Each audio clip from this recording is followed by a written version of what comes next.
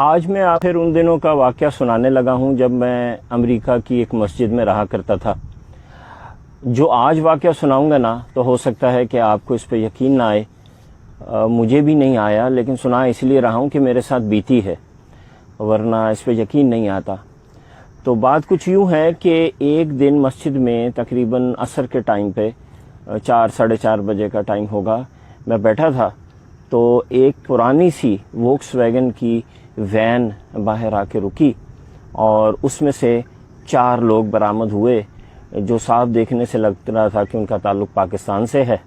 انہوں نے امامے باندھے ہوئے تھے اور تھوپ پہنے ہوئے تھے، وہ جو عربی لباس ہوتا ہے۔ وہ اندر آ گئے۔ اتفاق سے اس وقت میں اور مسجد کے امام صاحب جو تھے وہ مسجد میں بیٹھے ہوئے تھے۔ ایک صاحب نے بڑی ٹوٹی پھوٹی انگریزی میں مجھ سے کہا اسپیک انگلش، تو میں نے کہا یس آئی اسپیک انگلش۔ پاکستان؟ تو میں نے کہا یس پاکستان۔ او شکر ہے، الحمدللہ۔ امام صاحب کہاں ہیں جی؟ میں نے کہا جی اندر بیٹھے ہیں۔ چلیے جی ان سے ملتے ہیں، جزاک اللہ، الحمدللہ۔ میں نے اندازہ لگایا کہ 4 لوگوں میں سے 3 کی عمریں جو ہیں وہ تقریباً 35 سے 50-55 کے بیچ میں ہیں، اور جن کو وہ امام صاحب بول رہے تھے نا، امیر صاحب بول رہے تھے، ان کی عمر کوئی 70 کے قریب ہوگی۔ خیر میں ان کو امام صاحب کے پاس لے گیا۔ جو امیر صاحب تھے ان کو عربی آتی تھی، انہوں نے امام صاحب سے عربی میں بات کرنا شروع کر دی۔ دوسرے بھائیوں نے سامان نکالا، گاڑی سے مسجد میں رکھا، مجھ سے بات چیت شروع کر دی۔ تو تھوڑی دیر کے بعد وہ کمفرٹیبل ہو گئے، انہوں نے مسجد میں بستر وغیرہ بچھا لیے، واش روم چلے گئے۔ امام صاحب نے ان کو چھوڑا اور میرے پاس آ گئے اور کہنے لگے کہ اب آپ نے نا ان کے رہن کا، سہن کا اور کھانے پینے کا ذرا خیال رکھنا ہے۔ تو میں نے کہا کہ قصہ کیا ہے؟ انہوں نے مجھے بتایا، جو مجھے 22 سالہ ایک یونیورسٹی اسٹوڈنٹ، میں اس وقت سوفومور تھا، یعنی میں 2nd year of university education میں تھا، مجھے اس وقت تک یہ نہیں پتا تھا جو انہوں نے بتایا۔ انہوں نے کہا جی یہ سال کی جماعت ہے جو پاکستان میں جگہ ہے، یہ سعودی امام صاحب ہیں جو مجھے پاکستانی کو بتا رہے ہیں۔ تو یہ وہاں رائیونڈ سے نکلتی ہے سالانہ اجتماع سے، اور انہوں نے سال یہاں پیدل کی جماعت ہے، انہوں نے ساؤتھ آف US سے بالکل اپ نارتھ جانا ہے، اور انہوں نے یہ سفر طے کرنا ہے اور یہ پیدل چلیں گے۔ پیدل چلنے کا طریقہ یہ ہے کہ جب کوئی علاقہ آئے گا تو یہ پیدل چل پڑیں گے، جب علاقے سے نکل جائیں گے تو پھر یہ اپنی وین میں بیٹھیں گے، جہاں پہ بھی جگہ ملے گی رات کو ٹینٹ لگا لیں گے، کھانے پینے کا سامان ان کی اپنی وین کے اندر موجود ہے، اور یہ بس اس طرح چلتے چلتے 1 سال پورا کریں گے۔ میں ظاہر ہے بینگ اے یونیورسٹی اسٹوڈنٹ، مجھے بڑا عجیب سا لگا، اور میں نے بڑا شور مچایا امام صاحب کے سامنے کہ یہ کون سا زندگی گزارنے کا طریقہ ہے، and what a waste of time and blah blah blah بلا۔ خیر مہمان تھے، میں ان کی خدمت میں لگ گیا، لیکن مجھے ان کے اس طریقے پہ غصہ بڑا آیا۔ رات ہوئی تو ان میں سے ایک صاحب نے مجھے کہا کہ حضرت کہیں ٹیلی فون بوتھ پہ لے چلیے، ہم نے پاکستان واپس اپنے مرکز پہ بتانا ہے کہ ہم کہاں پہنچے ہیں۔ میں نے کہا چلیے، میں نے اپنی گاڑی نکالی، ان کو لے کے ٹیلی فون بوتھ پہ گیا۔ انہوں نے وہاں کال ملانے کی کوشش کی، ٹائم کا فرق تھا، کال نہ ملی، تو کہنے لگے کہ فون تو مل نہیں رہا۔ اچھا بھائی کو کرتا ہوں، پتہ چلا ان کے بھائی بھی تبلیغی جماعت میں ہیں۔ تو انہوں نے اپنے بھائی کو کال کی اور ان کو کہتے ہیں کہ بھائی ہم اس جگہ پہنچ گئے ہیں اور الحمدللہ ہمارا سفر ٹھیک ہے، امیر صاحب نے کہا ہے کہ آپ لوگوں کو مطلع کریں، آپ مرکز میں جا کے بتا دیجئے گا کہ ہم یہاں پہنچے ہیں، کل یہاں سے نکلیں گے تو فلاں جگہ جائیں گے۔ فون انہیں رکھا تو کہتے ہیں لا حول ولا قوت الا باللہ۔ میں نے کہا حضرت کیا ہوا؟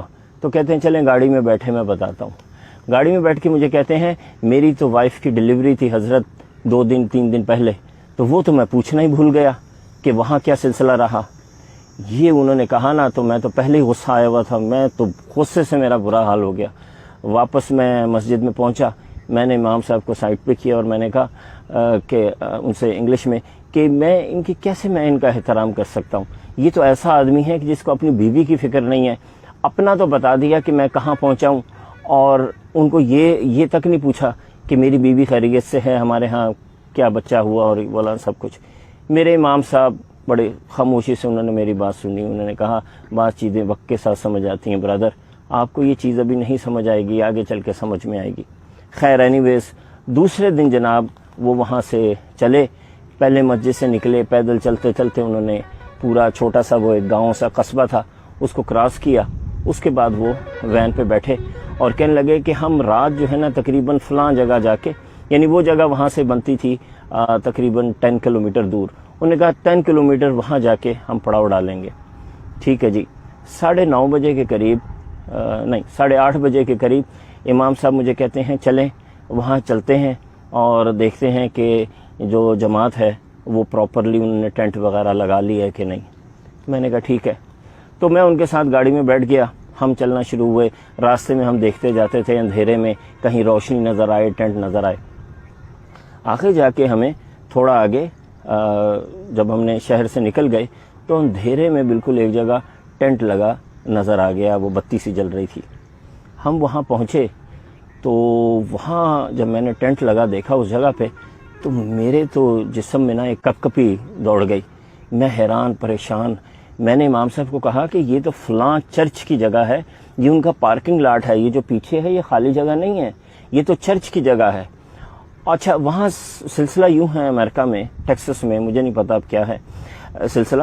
اس وقت تو یہ تھا کہ اگر آپ کسی نے آپ کی زمین سے گزرے بغیر اجازت کے یا وہاں ٹھہر گئے تو آپ ان کو گولی مار سکتے ہیں اور آپ کو کسی قسم کا کوئی لا جو ہے نا آپ کے خلاف کام نہیں کرے گا. تو میں نے امام صاحب کو کہا کہ امام صاحب جلدی سے اندر چلیں، ان کو یہاں سے اٹھائیں، یہ تو بڑا مسئلہ ہو جائے گا، یہ تو گولی چل جائے گی، وہ تو ان کو مار دیں گے، ان کو سمجھ ہی نہیں ہے، ان کو تو پتہ ہی نہیں ہے، ان کو تو اندازہ ہی نہیں ہے کہ یہاں کیسے چلتا ہے، دیکھیں یہ کوئی کرنے کی بات ہے. یہ ہم بولتے بولتے ٹینٹ میں داخل ہو گئے. ٹینٹ میں امیر صاحب جو تھے وہ بالکل سکون سے بیٹھے ذکر کر رہے تھے اور باقی کے لوگ جو تھے نا وہ کچھ کھانے کی تیاری کر رہے تھے. انہوں نے کہا برادر آپ بالکل صحیح ٹائم پہ آ گئے ہیں، آئیں ساتھ بیٹھ کے کھانا کھاتے ہیں. میں نے شور ڈال دیا. میں نے کہا آپ یہاں سے فوراً خالی کریں، یہاں تو گولی چل جائے گی، آپ بھی مریں گے، ہمیں بھی مروائیں گے، یہ تو ٹیکسس ہے، یہاں تو گنز رکھتے ہیں لوگ، اور آپ چرچ کی جگہ پہ ایسے ٹینٹ لگا کے بیٹھ گئے. امام صاحب کے چہرے پہ ایک عجیب سا سکون، کوئی پریشانی نہیں، کوئی مسئلہ نہیں. کہتے ہیں وہ بھی تو ہمارے اہل کتاب ہے نا، ہمارے بھائی ہیں، مسلک میں مذہب میں ہمارے بھائی ہیں، آنے دیں ان کو، ہم ان کو سمجھا لیں گے. میں نے کہا امیر صاحب کون سمجھائے گا، آپ کو تو انگریزی بھی نہیں آتی. کہنے لگے برادر آپ ہیں نا، آپ سمجھائیں گے. انگلش میں میں نے بولا تو وہ بھی کچھ ٹوٹی پھوٹی انگلش، اردو عربی میں انہوں نے امام صاحب کو بھی بولا. خیر میں بڑا جھنجھلایا. 1 منٹ گزرا، 2 منٹ گزرا، دل میرا دھک دھک کرے کسی بھی وقت کچھ ہو جائے گا. وہی ہوا. اچانک ہمیں نا باہر گاڑیوں کی لائٹس، یہ جیسے پیچھے آپ علاقہ دیکھ رہے ہیں تو اس میں سے لائٹس نا ٹینٹ کے اندر آتے نظر آئیں.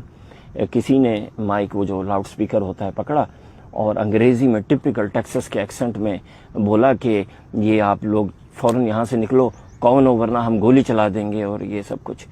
تو امام صاحب کہتے ہیں کیا بول رہے ہیں، اور وہ ٹپیکل ٹیکسن ایکسنٹ تھا، وہ انگریزی کسی کی سمجھ میں نہیں آئی. میں نے کہا کہ وہ کہہ رہے ہیں جلدی سے یہاں سے نکلو، سامان اٹھاؤ ورنہ ہم گولی چلا دیں گے. امام امیر صاحب کے چہرے پہ ایک عجیب سی پرسکون مسکراہٹ آئی اور انہوں نے وہ بڑی مشہور جو سورہ یاسین کی آیت ہے وہ پڑھی کہ وَجَعَلْنَا مِن بَيْنِ أَيْدِيهِمْ سَدًّا وَمِن خَلْفِهِمْ سَدًّا فَأَغْشَيْنَاهُمْ فَهُمْ لَا يَبْصِرُونَ، کہ یہ ان کے آگے بھی دیوار اور پیچھے بھی دیوار اور ان کو نظر نہیں آتا. خیر مجھے اس وقت اس کی بہت زیادہ سمجھ بھی نہیں تھی. وہ تو اس دن کے بعد مجھے اس آیت کا پتہ چلا کہ یہ ہے کیا اور اس میں کتنی پاور ہے. تو ہمارے امام صاحب بھی ایسے سر جھکا کے، حافظ القرآن تھے، عالم تھے، انہوں نے بھی ایسے سر جھکا لیا اور ساتھ ہی ایک آخری وارننگ انہوں نے دی. 1 منٹ کی خاموشی ہوئی اور تابڑ توڑ گولیاں چلنا شروع ہو گئیں.